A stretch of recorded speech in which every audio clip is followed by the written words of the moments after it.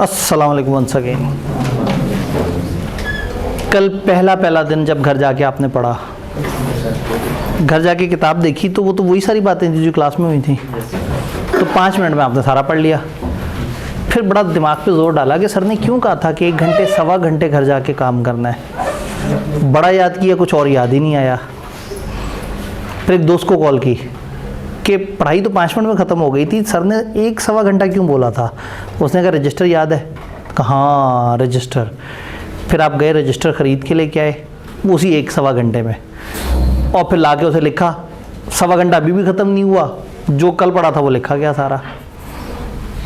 अल्लाह करे स्टोरी तकरीबन ऐसी रही हो या इससे बेहतर रही हो, या रजिस्टर पहले से मौजूद था, या कम से कम ख़रीदने समेत भी सवा घंटे से ऊपर टाइम नहीं लगना था। तो अगर आप सिर्फ डेली का डेली काम लिखेंगे तो वो शायद हर दिन नहीं फील होगा, लेकिन सेशन एंड पे जब बैठ के सोच रहे होंगे ना कि मुझे याद तो कुछ रहता ही नहीं, जो पीछे देखूँ सब भूला हुआ है, फिर आपको याद आएगा कि किसी टाइम पे टीचर ने कहा था कि अगर आप लिख लेंगे तो आपको याद भी बेहतर रहेगा और मतलब आप अच्छे तरीके से उसको रिटेन कर सकेंगे। उस टाइम पे लिखने बैठे तो वो इम्पॉसिबल हो जाएगा, क्योंकि टाइम करीब होगा एग्ज़ाम का, मुश्किल लग रहा होगा। तो जो अभी साथ के साथ डेली के डेली करते जाएंगे तो तकलीफ़ नहीं होगी। तो बस रूल याद रखना है, जो डेली पढ़ता है वो कम पढ़ता है। कल हम लोगों ने सबसे पहले समझा कि ऑफ़र कैसे कहते हैं। ऑफ़र की डेफिनेशन की तरफ बाद में आते हैं, लेकिन ऑफ़र का असल मतलब क्या था भला? पेशकश। जब एक बंदा दूसरे को कुछ कहता है कि भाई मैं इस तरह से करना चाह रहा हूँ, इस ऑफ़र के जवाब में दूसरा बंदा जो हरकत करता है उसको कानून की ज़बान में क्या कहते हैं? वो एक्सेप्टेंस होती है। जो दूसरा बंदा एक्शन कर रहा है वो एक्सेप्टेंस है। जब ऑफ़र और एक्सेप्टेंस को जोड़ते हैं तो इसको क्या कहते हैं कानून की ज़बान में? प्रॉमिस है। प्रॉमिस एक समाजी वादा भी हो सकता है और कमर्शियल वादा भी हो सकता है। समाजी वादा कि एक दोस्त ने दूसरे दोस्त के साथ बैठ के पढ़ाई करनी है, या एक ने दूसरे से कहा हाँ भाई कल क्रिकेट खेलने चलोगे, दूसरे ने कहा हाँ मैं चलूँगा। इसने ऑफ़र दी थी, उसने एक्सेप्ट कर लिया। इनके दरमियान समाजी सोशल वादा हुआ है, कमर्शियल वादा नहीं है। लेकिन जब इस वादे में कोई कमर्शियल एलिमेंट ऐड हो जाएगा, ये एग्रीमेंट बन जाएगा। उस कमर्शियल एलिमेंट को कानून की ज़बान में क्या कहते हैं? कंसिडरेशन। तो जब ऑफर और एक्सेप्टेंस में कंसिडरेशन ऐड हो जाएगी, यानी कि जब प्रॉमिस में कंसिडरेशन ऐड हो जाएगी तो बन जाएगा एग्रीमेंट। तो हमने कहा था एग्रीमेंट या तो एक प्रॉमिस को कहते हैं या सेट ऑफ प्रॉमिसेस को कहते हैं जो एक दूसरे के लिए कंसिडरेशन हो। तो हमें एग्रीमेंट समझ आया। फिर एग्रीमेंट से अगला स्टेप क्या था? कॉन्ट्रैक्ट। कॉन्ट्रैक्ट किस किस्म का एग्रीमेंट होता है? Enforceable by law. इसका क्या मतलब है? लीगल ऑब्लिगेशन है, यानी कि अगर कोई एक बंदा दूसरे के साथ बुरा करेगा तो दूसरा बंदा अदालत जाके अपने हक मांग सकता है और अपने हक एनफोर्स करवा सकता है। तो लीगल ऑब्लिगेशन या लीगल बाइंडिंग का मतलब ये है कि आप उस चीज़ को कानूनी तरीके से एनफोर्स करवा के और आप अपना हक वापस ले सकते हैं। तो दैट वाज कॉन्ट्रैक्ट। तो क्या हमें ऑफ़र समझ आ रहा है? एक्सेप्टेंस समझ आ रही है? ऑफ़र एक्सेप्टेंस को जोड़ के क्या बोलते हैं वो समझ आया? प्रॉमिस। प्रॉमिस में कंसिडरेशन जोड़ा, एग्रीमेंट बन गया। एग्रीमेंट में लीगल बाइंडिंग जोड़ी। ये सिर्फ पहले दिन की बातें थी और दोबारा हमने नहीं करनी। ऑनवर्ड जो भी मैं आपको कहूँगा, ए ने बी से ये कहा, तो आप समझ जाएंगे कि ये कॉन्ट्रैक्ट है। मैं मज़ीद उसके अंदर कोई लीगल ऑब्लिगेशन और इस तरह की बात नहीं करूँगा, लेकिन हमारी अजम्पशन ये होगी कि सब में लीगल ऑब्लिगेशन है। लीगल ऑब्लिगेशन क्रिएट कैसे होती है? किताब में कहीं नहीं लिखा हुआ था, हमने ज़बानी बात की थी।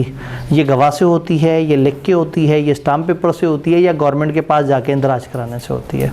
3-4 तरीके हैं, लेकिन हमें नहीं पता। फिर हम लोगों ने कहा कि 2 तरह के प्रॉमिस या ऑफ़र या एक्सेप्टेंस हो सकती है। एक को एक्सप्रेस कहते हैं और एक को इम्प्लाइड। ये एक्सप्रेस क्या चीज़ थी? जो अल्फाज से कम्युनिकेट होती है।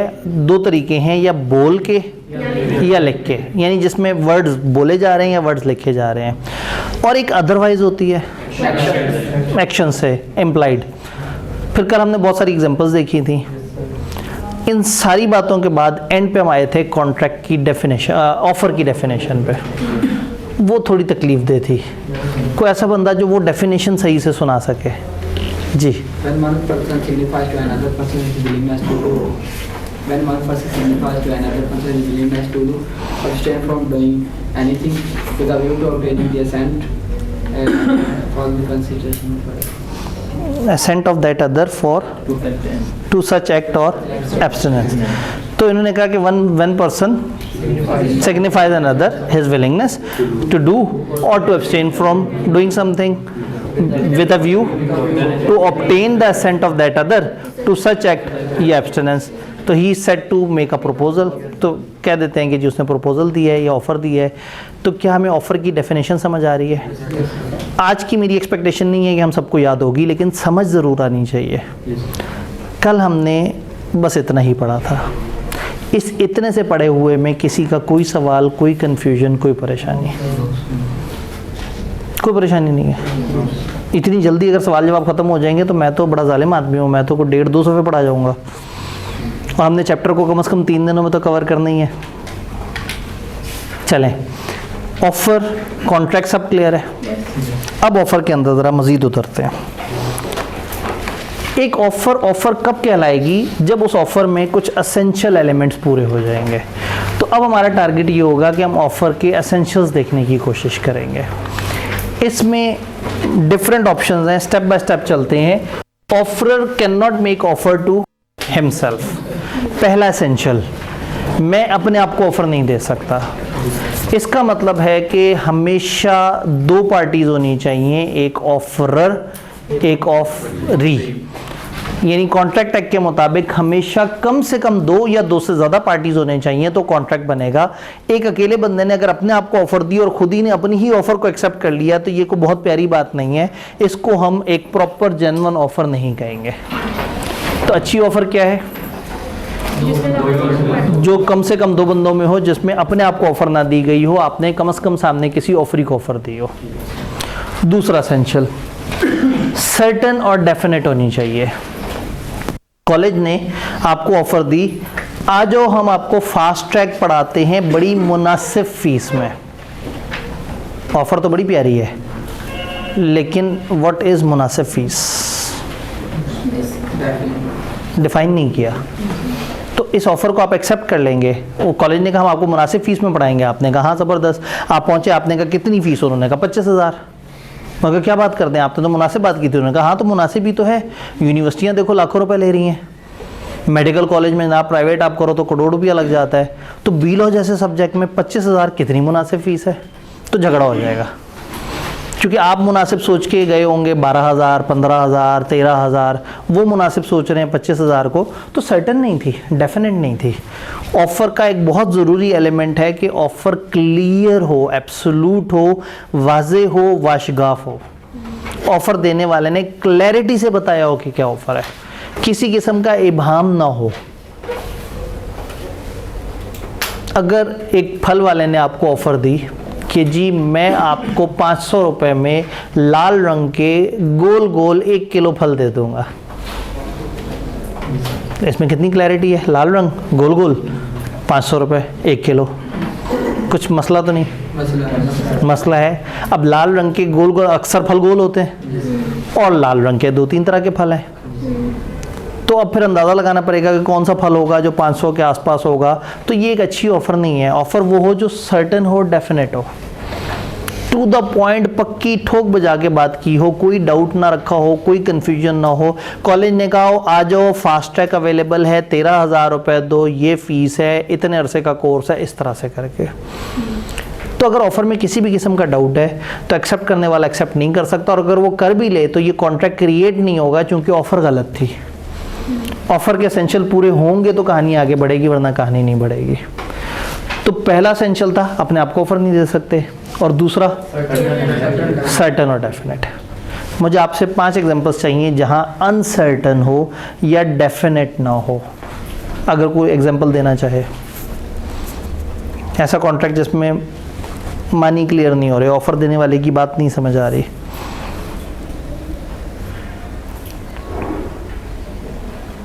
सोचें कोई एग्जांपल. 5 एक बंदे ने नहीं देनी, एक एग्जांपल. 2 बाइक्स हैं के मॉडल्स डिफाइन नहीं किए उसने. जी, एक बंदे के पास 2 बाइक्स हैं. एक बंदे के पास 2 बाइक्स हैं. बड़ी मज़े की बात है. एक बंदे ने कहा मैं तुम्हें अपनी बाइक 1.5 लाख की बेचूंगा, और उस बंदे के पास बाइक्स 2 हैं. और ऑफ़र में उसने नहीं बताया कि वो उन दोनों में से कौन सी वाली बाइक 1.5 लाख की बेचेगा. अच्छी मज़े की एग्जांपल है. और कपड़े. जी, कपड़े. क्या एग्जाम्पल है? मतलब मैं कपड़े बेच रहा हूँ। ठीक है, एक बंदे ने दूसरे का भाई मैं तुम्हें 2000 रुपये में कुछ कपड़े बेचूंगा, कितनी तादाद है नहीं बताया, कपड़े की क्वालिटी कौन सी है, वो खद्दर है, वो लिनन है, वो पता नहीं क्या क्या होते हैं, वो क्या जॉर्जेट और पता नहीं वो शिफॉन और वो चिकन, पता नहीं, मतलब हर दफ़ा नए नाम ही सुनने को मिलते हैं। तो वो इतने सारी तरह की कैटेगरी के कपड़े, उसने कोई कपड़े का नाम ही नहीं बताया, कोई क्वांटिटी नहीं बताई। नाम बता देता, क्वांटिटी ना बताता तो भी सर्टेन नहीं है। 2 एग्जांपल्स हो गई। एक शख्स किसी काम में माहिर है, ये बता रहा है माहिर हूँ, लेकिन एक शख्स एक काम में माहिर है, एक बंदे ने दूसरे से कहा भाई आपके घर का काम करने के लिए मैं बड़ी महारत रखता हूँ, तो आप मुझे बुलाएं, मैं आपसे 2000 रुपये लूँगा। अब वो घर का क्या काम करने में माहिर है, वो केबल ठीक करने में माहिर है, वो उसका लकड़ी का काम करता है, वो लोहे का काम करता है, वो क्या है, तो उसने क्लैरिटी से नहीं बताया। और 1 किलो सेब दे दो, मैं आपको लाल दिखने वाले 2 नोट, 1 नोट दूँगा। उन्होंने कहा जी मैं आपको 1 किलो सेब दूंगा अगर आपने मुझे लाल रंग के 2 नोट दिए। अब अगला बंदा 20 रुपए के नोट को भी लाल नोट कंसिडर कर ले, ठीक है, 100 तो प्रॉपर लाल रंग का है, अच्छा 5000 वाला भी लाल के करीब करीब का रंग है, और उसने कब कहा पाकिस्तानी करेंसी। तो जब लाल नोट, तो मतलब इसमें ना काफ़ी ज़्यादा डाउट हो जाते हैं। तो आइडियली एक ऐसा कॉन्ट्रैक्ट वैलिड होता है जिसमें ऑफर देने वाले ने बड़ा क्लियरली बताया हो कि उसने क्या चीज़ कितने में। जब एक बंदा अपनी विलिंगनेस शो करता है ना, मैं ऐसा करने के लिए तैयार हूं, तो क्या तुम भी उस पर राजी हो, तो पहले इस बंदे को बड़े वाज़े प्रॉपर तरीके से अपनी ऑफर बतानी होगी। अच्छा, फिर दूसरे भी डाउट नहीं करना, कहना सुन के अच्छा लग रहा है, हो सकता है मैं मान जाऊँ, ये एक्सेप्टेंस नहीं है। अच्छा लगा, ये भी एक्सेप्टेंस नहीं है। थोड़ी सी बात मान लेता हूँ, ये भी एक्सेप्टेंस नहीं है। अच्छा रेट कम कर लो, ये भी एक्सेप्टेंस नहीं है। एक्सेप्टेंस है जो तुमने कहा, जैसे कहा, मैं मनोन वैसे मान लेता हूँ, ये एक्सेप्टेंस है। तो अगर एक्सेप्ट करने वाला आगे से अपनी शर्तें रखना शुरू कर दे, तो ये काउंटर ऑफर है, वो उसने अब आगे से आपको ऑफर देनी शुरू कर दी है। तो ये एसेंशियल समझ आया, सर्टेन और डेफिनेट। देन अगला एसेंशियल, ऑफर कंडीशनल हो सकती है। दिस कैन हैपन कि एक ऑफर के अंदर कंडीशंस मौजूद हों, लेकिन फिर ज़रूरी होगा कि वो कंडीशंस बतानी होंगी। कॉलेज ने कहा 13,000 रुपये में फास्ट ट्रैक का कोर्स फिज़िकल क्लास आप ले सकते हैं अगर आपने 25 दिसंबर तक एनरोलमेंट कराई। तो इसका मतलब है कि ये एक ऐसी ऑफ़र है जिसमें कंडीशन है, और कंडीशन उन्होंने बता दी है।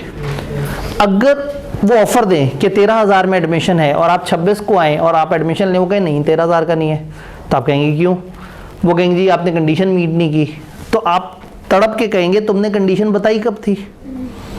तो ये मना नहीं है कि ऑफ़र में कंडीशंस डाल दें, बट अगर ऑफ़र में कंडीशंस हैं तो फिर ये वाजिब है कि वो ऑफ़र कंडीशंस समेत बताई जाए, और अगर ऑफ़र बताई गई और कंडीशंस नहीं बताई गई तो वो गलत ऑफ़र है। Offer may be subject to some conditions. If there are special terms in an offer, they must be specifically communicated to offeree. तो ऑफर में कंडीशंस हो सकती हैं, और अगर कोई स्पेशल टर्म्स हैं किसी ऑफर में तो वो खास तौर पे आपने ऑफरी को कम्युनिकेट करनी है। ऑफर में क्या क्या कंडीशंस हो सकती हैं, किस किस किस्म की कंडीशन एक ऑफर में मिल सकती हैं? सोचो। कोई कारोबारी शख्स है, अगर आप में से इतना मटेरियल लोगे तो इस पर इतना डिस्काउंट। कोई कारोबारी शख्स है तो वो कह रहा है अगर इतना मटेरियल लोगे तो मैं इतना डिस्काउंट दूंगा, इस तरह की शर्त हो सकती है। क्वांटिटी रिलेटेड, टाइम रिलेटेड हो सकती है, उस टाइम तक ऐसा, उस टाइम तक ऐसा। किसी इवेंट की टिकट कि हाँ भाई वो वाला इवेंट उस दिन आओगे तो मिलेगा वरना नहीं मिलेगा। कोई रेस वगैरह, तो बहुत सारी चीज़ें टाइम बाउंड हो सकती हैं। अब अगर सिनेमा टिकट बेच रहा है और आप टिकट लेके किसी भी टाइम पे पहुंच जाएंगे, मुझे दिखाओ ये वाली फिल्म, तो वो तो उनकी टाइम बेस्ड वो है ना। उनकी कंडीशन ये थी कि इस टाइम की ये टिकट है, इसके अलावा होगे तो नहीं मिलेगी। तो एक ऑफर में कंडीशंस हो सकती हैं। ये तीनों एसेंशियल्स हमें समझ आ रहे हैं। थोड़ा सा आगे चल के देखते हैं। ऑफर कम्युनिकेट होनी चाहिए। ऑफर का एक इंपॉर्टेंट एसेंशियल क्या है? ऑफर कम्युनिकेट होनी चाहिए। मैंने अगर एक आपको ऑफ़र दी और आपने सुना ही नहीं मैंने ऑफ़र क्या दी, तो वो ऑफ़र नहीं है। जो बोली हुई ऑफ़र है वो सुनाई देनी चाहिए, जो लिखी हुई ऑफ़र है दिखाई देनी चाहिए, जो एक्शंस वाली ऑफ़र है वो सुझाई देनी चाहिए। सुझाई समझते हैं? समझ आनी चाहिए। तो बोली हुई सुने तो कम्युनिकेट होगी, लिखी हुई दिखाई दे तो कम्युनिकेट होगी, और एक्शंस वो एक्शंस हो जिनका वो मतलब लिया जाता हो। एक बंदा आपके पास से गुजर के अजीब अजीब से इशारे करके जा रहा हो और फिर बाद में कहा तुमने एक्सेप्टेंस नहीं दी, तो आप कहें यार मुझे समझ ही नहीं आई तुम्हारी ऑफर क्या थी, तुमने फजूल से इशारे किए थे, मुझे समझ ही नहीं आई तुमने क्या ऑफर दी है। तो ऑफर प्रॉपर कम्युनिकेट होनी चाहिए, बोली हुई लिखी हुई या एक्शंस वाली सही से अगले को पहुंचेगी तो हम मानेंगे ये ऑफर है। अगर ऑफर अगले तक नहीं पहुंची तो बात नहीं है। एक बंदे ने आपको कॉल मिलाई और आपके फ़ोन उठाने से पहले सारी ऑफ़र आपको दी और बंद कर दिया फ़ोन, तो ये ऑफ़र कम्युनिकेट नहीं हुई है। तो जो इस तरह की इंस्टेंट ऑफ़र है वो अगले तक पहुंचनी चाहिए। और अगर ऑफ़र ख़त में भेजी है, कॉन्ट्रैक्ट एक्ट जो हम पढ़ रहे हैं इसका सन है 1872, आज से 152 साल पुराना कानून पढ़ रहे हैं। कॉन्ट्रैक्ट एक्ट 1872, अंग्रेज़ उस वक्त ये कानून बना के गए, उसके बाद हम पाकिस्तानी ये जुर्रत ही नहीं कर सके कि इससे थोड़ा सा भी बेहतर कानून बना सकें, तो हम अभी भी वो कानून पढ़ रहे हैं। तो अनफॉर्चुनेटली इस कानून में बीच में अचानक से हम कहेंगे कि अगर ख़त भेजा जाए ऑफ़र के अंदर, व्हाट्सएप का ज़माना है, ईमेल का ज़माना है, फास्ट कम्युनिकेशन का ज़माना है, लेकिन हम आज और कल बातें कर रहे होंगे कि अगर ऑफ़र ख़त से भेजी जाए, तो अगर ख़त से भेजी गई, जो बोली हुई ऑफ़र है, जब बोली फ़ौरन से अगले ने सुन ली, जो लिखी हुई ऑफ़र आपने लिख के दिखाई उसने फ़ौरन से देख ली, लेकिन जो ख़त वाली ऑफ़र है, एक बंदे ने आज ख़त भेजा और 1.5 महीने बाद दूसरे को पहुंचा, तो ये ऑफ़र कब कम्युनिकेट होगी? जब 1.5 महीने बाद दूसरे को मिलेगी। तो रूल क्या है? Offer must be communicated to offeree. Communication is complete when it comes to knowledge of. ये इतना प्यारा जुमला है कि सारी बात समझ आ गई। बोली हुई ऑफ़र सुनेगा तो उसके नॉलेज में आएगी ना, लिखी हुई ऑफ़र देखेगा तो उसके नॉलेज में आएगी, एक्शंस वाली ऑफ़र समझेगा तो उसके नॉलेज में आएगी। तो बड़ा प्यारा जुमला है, communication is complete when it comes to knowledge of offer. If offer is made by post, its communication will complete when letter reaches offer. अब यकीन माने आप में से अक्सर सोच रहे होंगे कि यार ऐसा है, लो ये तो बड़ा मज़ेदार है। तो अगला सवाल डर के मारे ये आएगा कि क्या मुझे यही सब कुछ ऐसे ही लिखना है? नहीं, जब डेफिनेशन आएंगी आपने वो एज इट इज़ लिखनी है। जो ऑफ़र की डेफिनेशन उसके साथ खिलवाड़ नहीं करना। जो प्रॉमिस की डेफिनेशन है, जो डेफिनेशन है, मैं किताब में कोशिश करता हूँ कि मैं बॉक्स बना दूँ उस चीज़ के गिर्द ज़्यादातर जो डेफिनेशन हैं। तो डेफिनेशन से हट के जो कुछ भी है आप ज़्यादा से ज़्यादा बस हेडिंग याद रखेंगे कि हाँ भाई ऑफ़र के एसेंशियल्स क्या हैं। अपने आप को नहीं कर सकते, सर्टेन डेफिनेट होनी चाहिए, कंडीशनल होनी चाहिए, कम्युनिकेशन होनी चाहिए और इन्विटेशन टू ऑफ़र नहीं होनी चाहिए। अभी ये पॉइंट अभी हमने नहीं पढ़ा तो इस पर बात नहीं करते। तो ज़्यादा से ज़्यादा आपने ये हेडिंग्स याद करनी है। अंदर के अल्फाज आप 100% अपने लिख सकते हैं अगर आपको अच्छा लिखना आता है। अगर आप कमज़ोर हैं या आपको लगता है कि नहीं मैं एफएससी तक बस वो रट्टा लगा के काम चला लेता होता था, क्योंकि आपने फिर जो पीआरसी का इम्तिहान दिया उसमें आपको ज़रूरत ही नहीं होती थी लिखने की, आपने ऑप्शन टिक करने होते थे। चूँकि यहाँ लिखना पड़ेगा तो दो तरह के लोग हैं, एक वो जो कहता है मैं रट्टा मार लूँ तो मैं ज़बरदस्त लिख लेता हूँ, तो मारता रहे रट्टा। इस टाइम पे अपने आप को मत बदले कि नहीं मैं सीनियर क्लास में आ गया हूँ, कोई बात नहीं, आहिस्ता आहिस्ता रट्टे वाली आदत जाएगी। लेकिन अगर रट्टा आपको सपोर्ट कर रहा है तो ज़रूर रट्टा लगा लें। लेकिन मैं प्रेफर करूँगा उस बच्चे को जो थोड़ा सा रट्टा और ज़्यादा खुद से लिखे। यानी अगर आप हेडिंग ज़्यादा से ज़्यादा याद कर लें और लिखें आप अपने अल्फाज में, तो ये जो कुछ भी लिखा हुआ है, हो सकता है यहाँ 3-4 लाइनों में लिखा हुआ आप 2 लाइनों में लिख दें, तो आप अपने अल्फाज में लिख सकते हैं, किसी किस्म की कोई रुकावट नहीं है। वो जिनको लिखना आता है और जिनको नहीं लिखना आता वो फिर याद कर सकते हैं।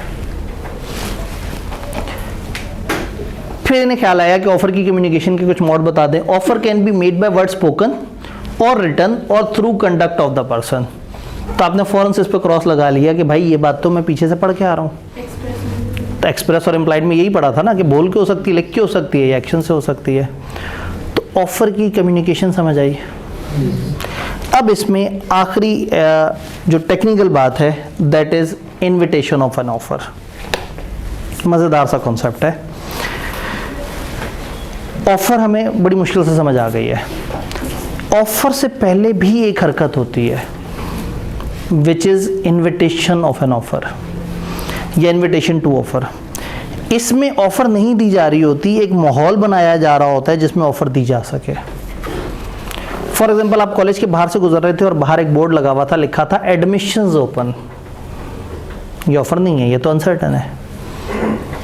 लेकिन एडमिशन ओपन देख के जज्बाती हो के आप अंदर आए और पूछा क्या, उन्होंने कहा बी लॉ की क्लास में 13,000 में एडमिशन दे रहे हैं, लेना है, ये ऑफ़र है। लेकिन वो जो बाहर लिख के आपको बुलाया था वो इनविटेशन टू ऑफ़र है। तो आप एक फ्रूट मार्केट में गए और एक बंदा फल की रेडी पे फल रख के बैठा हुआ है, ये इनविटेशन टू ऑफ़र है।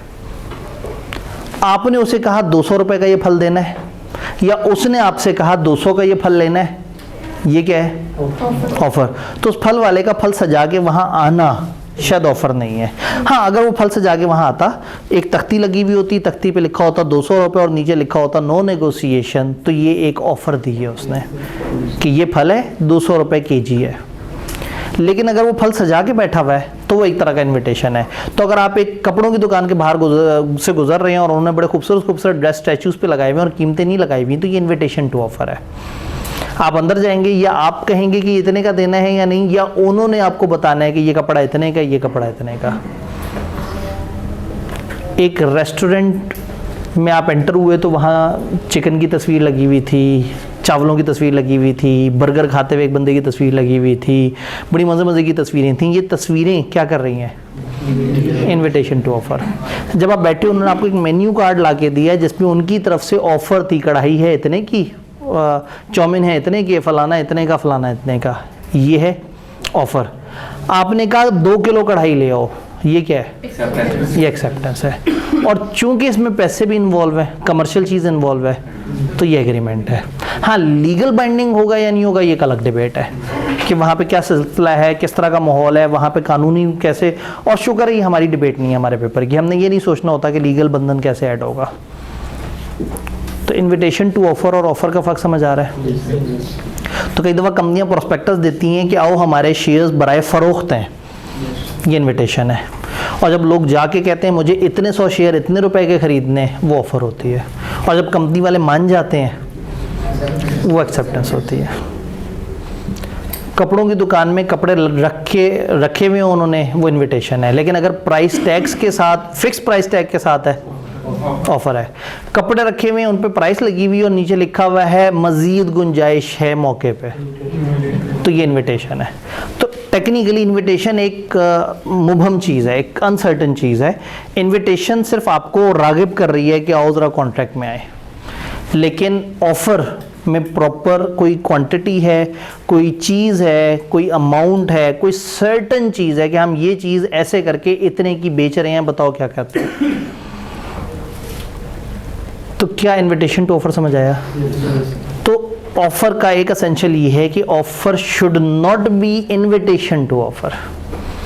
ऑफ़र ऑफ़र होनी चाहिए, इनविटेशन नहीं होना चाहिए, क्योंकि इनविटेशन की कानूनी हैसियत नहीं है और ऑफ़र की कानूनी हैसियत है। किताब से पूछते हैं, इन्विटेशन ऑफ ऑफर किसे कहते हैं?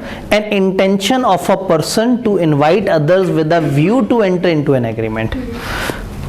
एक बंदे का ये इरादा है जिसमें वो दूसरे को बुला रहा है इस इरादे से कि तुम मेरे साथ कॉन्ट्रैक्ट में एंटर हो। तो ये बेसिकली ये इंटेंशन है, अभी इरादा है, उसने दूसरे को बोला नहीं है ऐसे। Purpose of such invitation is to circulate information of his readiness to do transaction. वो बेसिकली आपको बताना चाह रहा है I am ready for this transaction.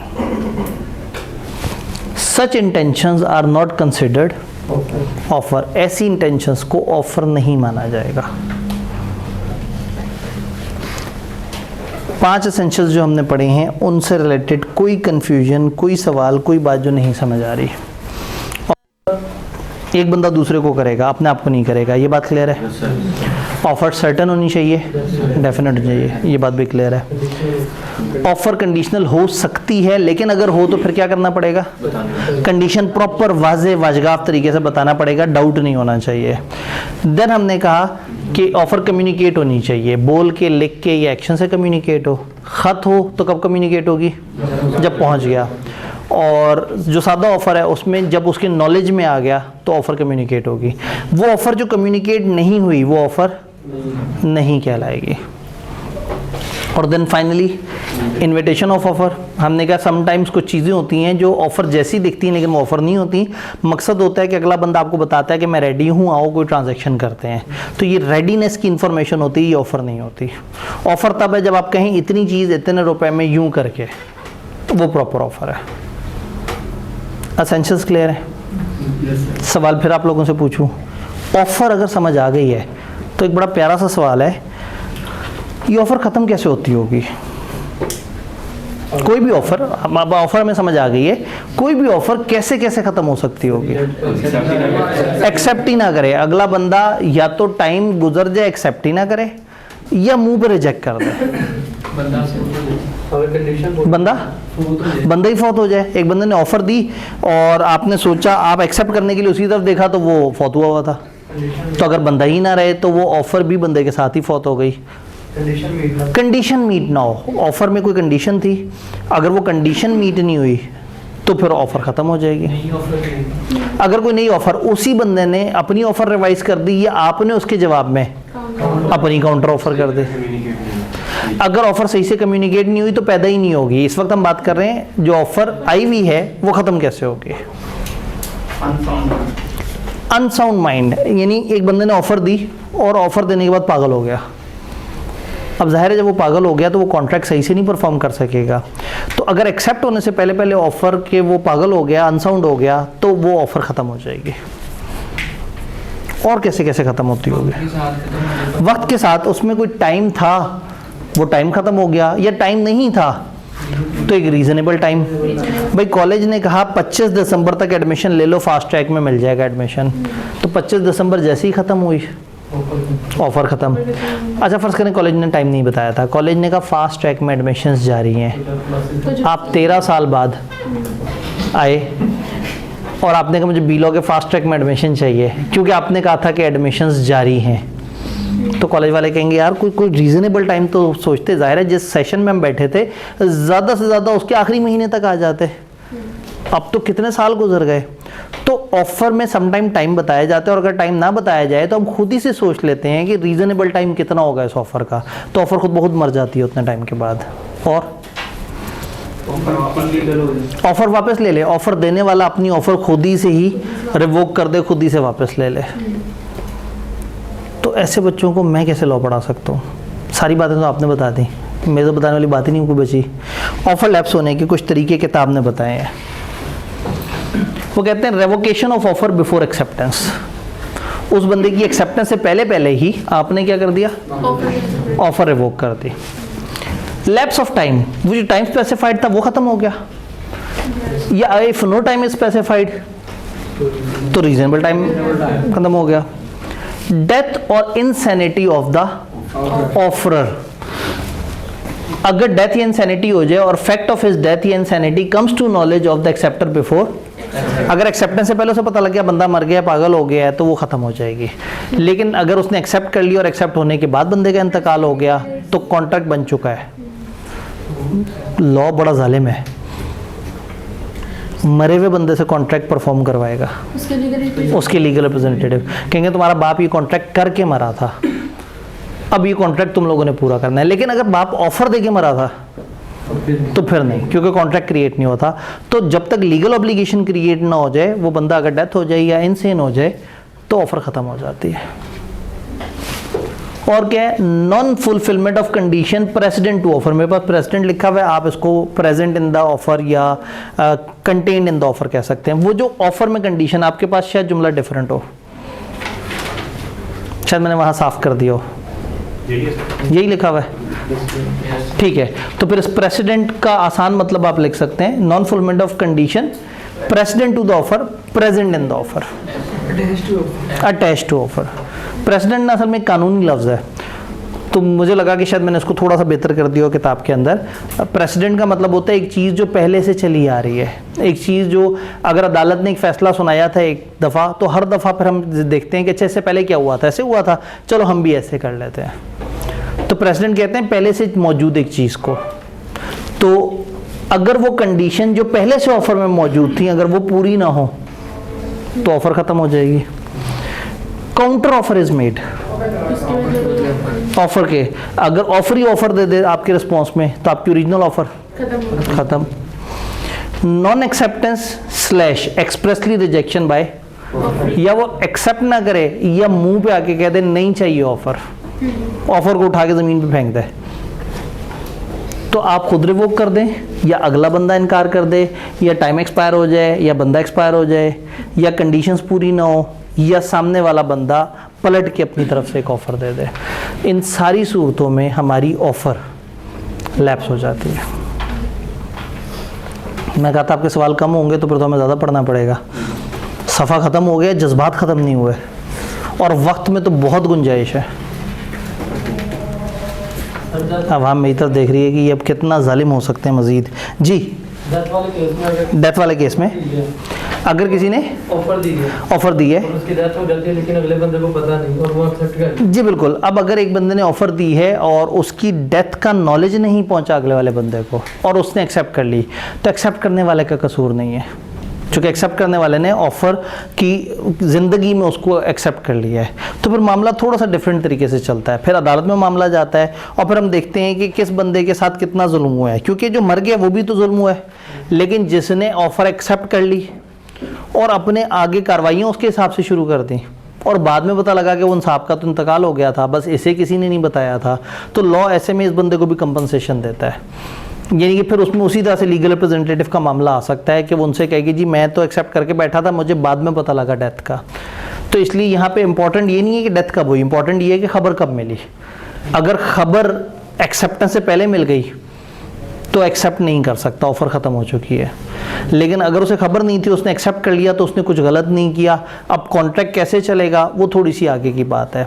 एक ब्रेकअप बड़ा ज़रूरी है। कॉन्ट्रैक्ट एक्ट को किताब ने 200 में डिवाइड किया, चैप्टर 2 से लेके 5, कॉन्ट्रैक्ट चैप्टर 6 से लेके 10। चैप्टर 2 से 5 तक हम ये सीखेंगे कि कॉन्ट्रैक्ट बनता कैसे है, क्या क्या एसेंशियल्स पूरे होंगे तो कॉन्ट्रैक्ट बनेगा। चैप्टर 6 से लेके 10 तक हम ये समझेंगे कि जो बना हुआ कॉन्ट्रैक्ट है वो परफॉर्म या ख़त्म कैसे होगा। तो इस वक्त हमारे जितने भी सवाल हैं वो ये हैं कि कॉन्ट्रैक्ट बना या नहीं बना, और अगले पोर्शन में जो सवाल होंगे वो क्या होंगे, कॉन्ट्रैक्ट परफॉर्म हुआ कि नहीं हुआ, ख़त्म हुआ या नहीं हुआ।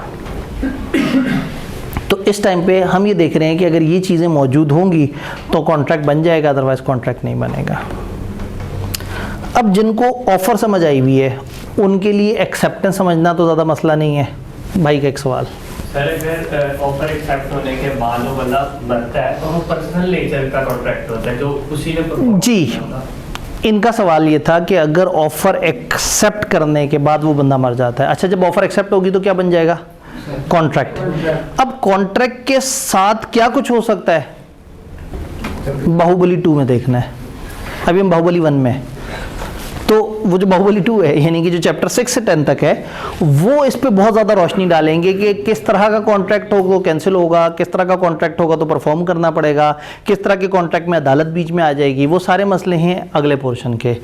जैसे ही आप कहेंगे ना सर बंदे ने कॉन्ट्रैक्ट एक्सेप्ट कर लिया ऑफ़र, मैं कहूँगा हो अब तो हमारे चैप्टर से बाहर निकल गया।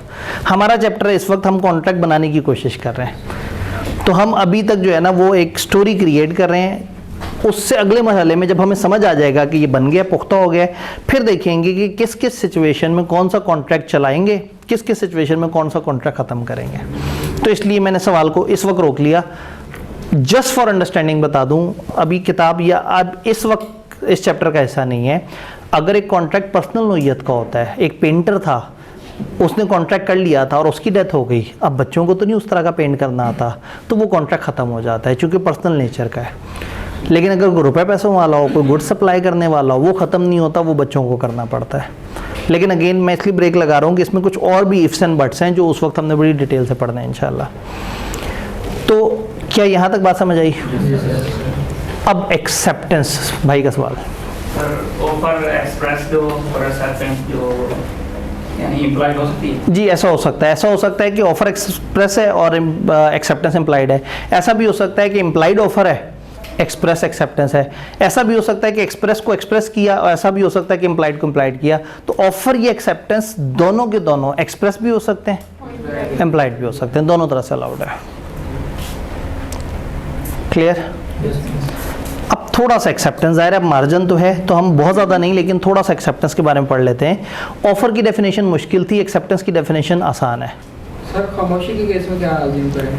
खामोशी के केस में क्या अज्यूम करेंगे, इसी एक्सेप्टेंस के टॉपिक में ये डिस्कशन भी आएगी।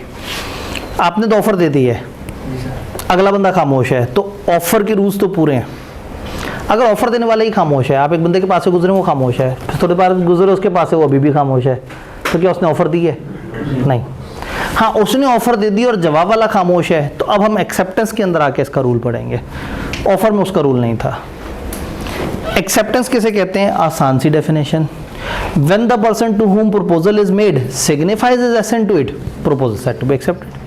बच्चों वाली बात कर दी, उन्होंने कहा हाँ, जब किसी को ऑफर दी गई है, जब उसे मान जाएगा तो इस मानने को क्या कहेंगे? एक्सेप्टेंस। तो कॉन्ट्रैक्ट में एक्सेप्टेंस आ गई। अब जैसे ऑफर के एसेंशियल्स थे, वैसे ही एक्सेप्टेंस की भी एसेंशियल देखने पड़ेंगे। एक्सेप्टेंस कब एक्सेप्टेंस मानी जाएगी, स्टेप बाय स्टेप देखते हैं। एक्सेप्टेंस अनकंडीशनल होनी चाहिए। एक्सेप्टेंस एब्सोल्यूट और अनकंडीशनल होनी चाहिए। भाई आपने जो कहा बिल्कुल मैं मानता हूं, कोई मसला नहीं, जैसे आप कहते हैं वैसे कर लेते हैं, ये है एक्सेप्टेंस। ए ने बी से कहा मैं तुम्हें ये चीज़ इतने की बेचना चाहता हूँ, उसने कहा मैं सोच के बताऊंगा, एक्सेप्टेंस नहीं है। उसने कहा 2 रुपये कम कर लो, एक्सेप्टेंस नहीं है। उसने कहा आधी बात अच्छी लगी, एक्सेप्टेंस नहीं है। एक्सेप्टेंस किसे कहेंगे? जब वो एब्सोल्यूट होगी, कोई डाउट नहीं, कोई भाम नहीं, जो ऑफर देने वाले ने जैसे जैसे कहा था अगर वो वैसे वैसे एक्सेप्ट वाले ने मान लिया तो एब्सोल्यूट है, अनकंडीशनल है। लेकिन अगर वो भाई साहब ने कोई कंडीशन डाल दी, if any condition is imposed on acceptance then it would be called counter offer. वो फिर क्या कहलाएगी? काउंटर ऑफर कहलाएगी। ये बात समझ आ रही है? देन रीजनेबल मोड में होनी चाहिए। मोड किसे कहते हैं? तरीका, way of doing something. Offer देने वाले ने ऑफर देके कहा कि ये मेरी ऑफर है, इसको एक्सेप्ट करने का तरीका ये है कि 2 दिन बाद मेरी दुकान पे आना और कागज साइन कर देना। तो आपने उसे एक्सेप्ट करने का एक तरीका बताया। उसने व्हाट्सएप पे आपको मैसेज कर दिया मैं बिल्कुल कबूल है, मुझे आपकी ऑफ़र बहुत प्यारी, आपकी ऑफ़र लगी। तो क्या ये सही एक्सेप्टेंस है? नहीं है। अब उस बेचारे ने एक्सेप्टेंस तो दे दी, बस किया ये कि आपके बताए गए तरीके को फॉलो नहीं किया। तो लॉ ने थोड़ी सी गुंजाइश निकाली है। उसने कहा कि जिसको आप कहें कि ऑफ़र का जवाब दो इस मोड में, उसको उसी मोड में जवाब देना चाहिए। अगर आपने मोड नहीं बताया हुआ तो जो रीज़नेबल मोड है उस तरह के दुनिया में जैसा ऑफ़र का एक्सेप्टेंस दी जाती है उस तरह से हो। और अगर अगले बंदे ने डिफरेंट मोड में आपको रिप्लाई कर दिया तो आपको चाहिए, आप इंसिस्ट करें नहीं भाई मुझे उसी तरीके से जवाब चाहिए जैसे मैंने आपको कहा था। अगर आप जोर नहीं देंगे तो समझा जाएगा कि आपने उसकी एक्सेप्टेंस मान ली। कॉलेज ने बच्चे से कहा था कि जी अगर आपने एडमिशन लेना है, ये हमारी ऑफ़र है, तो इतने हज़ार का कोर्स है, अगर आपने एडमिशन लेना है तो हमारे पास आएँ, फॉर्म भरें, साइन करें और पैसे हमें फ़िज़िकली जमा कराएं। ये कॉलेज ने एक्सेप्ट करने का तरीका बताया था। आपने घर बैठे बैठे ऑनलाइन एडमिशन किया, ऑनलाइन फ़ीस जमा कराई, उसकी रसीद कॉलेज को भेज दी और कॉलेज को कहा ये मेरी डिटेल है, आप अपने सिस्टम में इंदराज कर लें। अब आपने जो एक्सेप्टेंस दी है वो सही मोड में नहीं दी, लेकिन चूंकि आपने एक्सेप्टेंस दे दी और आप अपनी तरफ से जिम्मेदारी अदा तो कर रहे हैं, बस आपने मोड थोड़ा सा गलत कर दिया। कॉलेज के ऊपर वाजिब है कि कॉलेज आपसे कहे नहीं भाई मुझे इस मोड में नहीं चाहिए था, आप आओ फिजिकली फॉर्म तो कम से कम जमा करके दो। अगर कॉलेज खामोश है, अब वो भाई वाली बात कि खामोशी को क्या कंसिडर किया जाएगा। अगर कॉलेज खामोश है और आपने डिफरेंट मोड में एक्सेप्टेंस दी है तो समझा जाएगा कि ये एक्सेप्टेंस सही है, कोई एतराज़ नहीं है। किताब की इंग्लिश क्या कहती है? Acceptance should be made in reasonable mode. Acceptance reasonable mode में होनी चाहिए। एक्सेप्टेंस उस मैनर में होनी चाहिए जो स्पेसिफाइड है, where no mode is specified. Exception should be made in usual manner, जो नॉर्मल तरीके है उस तरीके से होनी चाहिए। भाई देखें, कॉलेज ने कहा हमें जल्दी से एक्सेप्टेंस भेज देना। अब आपको पता है कॉलेज में या व्हाट्सएप पे एडमिशन भेजा जाता है या फिजिकली आके फॉर्म साइन किया जाता है। तो अगर कोई मोड नहीं बताया हुआ तो आप वो मोड यूज़ करेंगे जो नॉर्मली उस तरह के कारोबार में चलता है, और अगर मोड बताया गया तो वो वाला mode. If acceptance is not made in manner prescribed in proposal, offer shall insist for that. Offer को क्या चाहिए, वो इंसिस्ट करे। If he fails to insist, अगर वो इंसिस्ट नहीं कर पाता within reasonable time, it is deemed that he has accepted. ये मान लिया जाएगा कि ठीक है उसने आपकी परफॉर्मेंस को कबूल कर लिया है। तो पहला एसेंशियल हमने देखा एक्सेप्टेंस एब्सोल्यूट होनी चाहिए, अनकंडीशनल होनी चाहिए। दूसरा हमने क्या देखा, रीजनेबल मोड में होनी चाहिए। कोई confusion? Then acceptance must be given before lapse of an offer. जो टाइम है, जो लैप्स का एक वो ऑप्शन है कि 4 दिन की ऑफर है, तो एक्सेप्टेंस कब तक हो जानी चाहिए, उस 4 दिन से पहले। ऑफर खत्म होने से पहले पहले एक्सेप्टेंस होनी चाहिए। ये बात अभी हमने पढ़ी, अगर ऑफर ही मर गई तो एक्सेप्टेंस नहीं दी जा सकती। तो acceptance must be given before lapse of an offer. आज का आखिरी rule, acceptor must be aware of the proposal at the time of acceptance. के वक्त एक्सेप्टर को पता होना चाहिए कि ऑफर क्या है। एक्सेप्टेंस के वक्त एक्सेप्टर को पता होना चाहिए ऑफर क्या है। एक बड़ी टिपिकल इसकी जो एग्जांपल दी जाती है वो ये है कि एक बंदे का हो गया बटवा गुम, उसने करा दिया मस्जिद में ऐलान। वो अपने किसी दोस्त की तरफ गया था, उसका बटवा गलती से वहीं रह गया, फिर इसको याद नहीं रहा, बटवा गुम हो गया। इसने जनाब मस्जिद में ऐलान करा दिया कि जो मेरा बटवा ढूंढ के लाके देगा मैं उसे 10,000 रुपये का इनाम दूंगा। 5-6 दिन बाद इसके दोस्त ने जिसकी तरफ ये गया था देखा तो घर में इसका बटवा नज़र आया। वो बटवा उठा के इसकी तरफ आया, इसको बटवा दिया, इसने शुक्रिया कह के उसे गले लगाया और दोनों अलग अलग हो गए। वो बटवा दे के जब बंदा वापस जा रहा था तो रास्ते में एक साहब मिले। उन्होंने कहा कहाँ से आ रहे हो? उसने कहा यार मैं वो शेख अब्दुल कुद्दूस के घर से आ रहा हूँ। उसने कहा अच्छा वही शेख साहब जिन्होंने इनाम रखा था जो बटवा ढूंढ के लेके आएगा 10,000 का? उसने कहा ना करो, क्या था ऑफ़र? उनका ऑफ़र ये थी कि उनका बटवा गुम हो गया था और उन्होंने कहा था जो मुझे गुम हुआ वो बटवा ला के देगा मैं उसे 10,000 का इनाम दूंगा।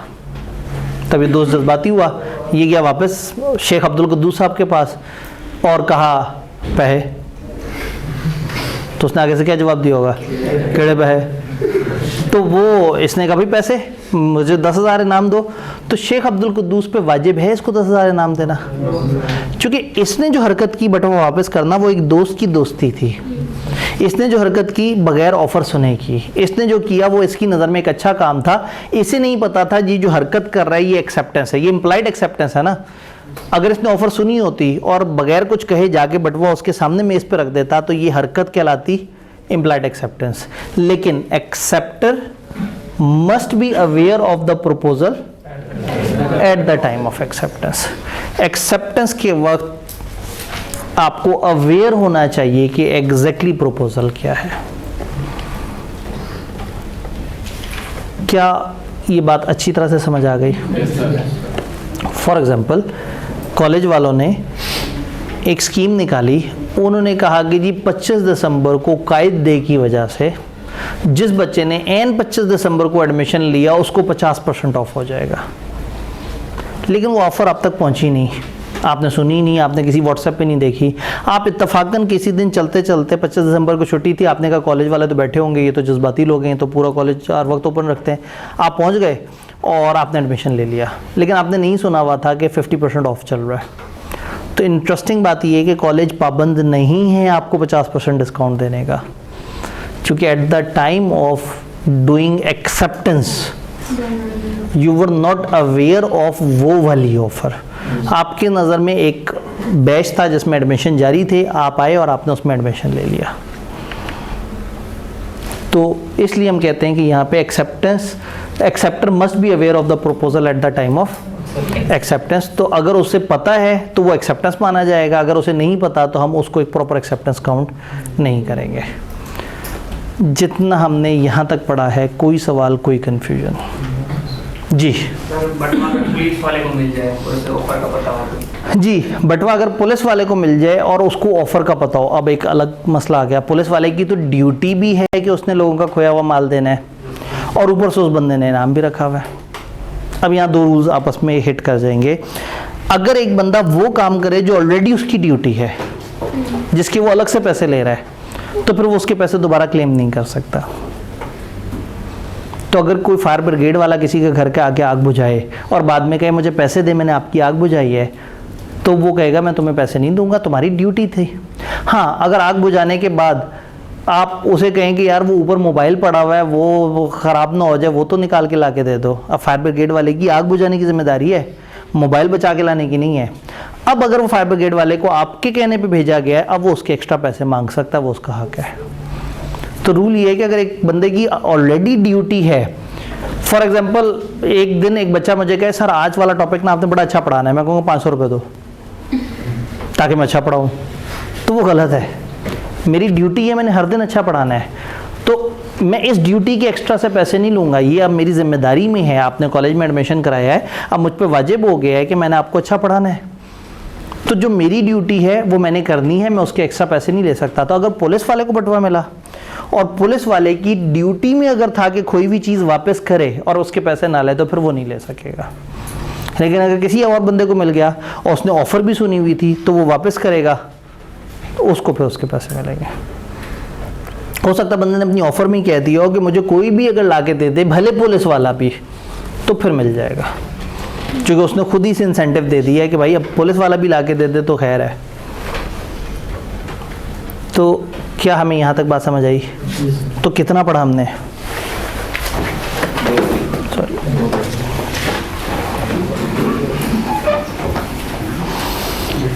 हमने ऑफर वाला सफ़ा देखा। एक्सेप्टेंस में जब हम आए तो हमने सेकंड रूल जो है ना, एक्सेप्टेंस मस्ट बी कम्युनिकेटेड, देख रहे हैं? ये हमने नहीं पढ़ा।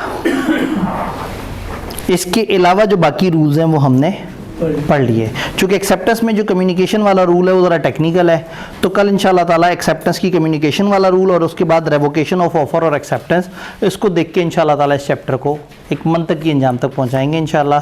पहला चैप्टर है, ज़रा हमें एक दफ़ा आहिस्ता आहिस्ता समझ आ रहा है कि कैसे पढ़ना है। ये थोड़ा सा स्लो चला है, फिर चैप्टर 3 है वो भी थोड़ा स्लो चलेगा। जब आप यूज़ टू हो जाएंगे तो फिर मैं 4 चैप्टर लेके आऊँगा, एक सफ़े वाले, और फिर फड़काते चले जाएंगे। तो फिर अचानक से हम देखेंगे कि हमारे पास इतने सारे चैप्टर हो गए, फिर हम दोबारा से स्लो हो जाएंगे। तो यही गर्मी सर्दी चलती रहेगी। लेकिन अभी फ़िलहाल पहला हफ्ता है, और वो आप लोग कौन है? मुल्फातुल कुलूब, ठीक है? भागना जाए। तो हाँ, भाग ना जाए, वो रिफ़ंड ना ले लें, ये भी तो टेंशन है ना कॉलेज की। तो खैर कोई बात नहीं, आप रिफ़ंड भी ले लें, कोई मसला नहीं है। पहले हफ्ते में आपके पास पूरा मार्जिन है भागने का।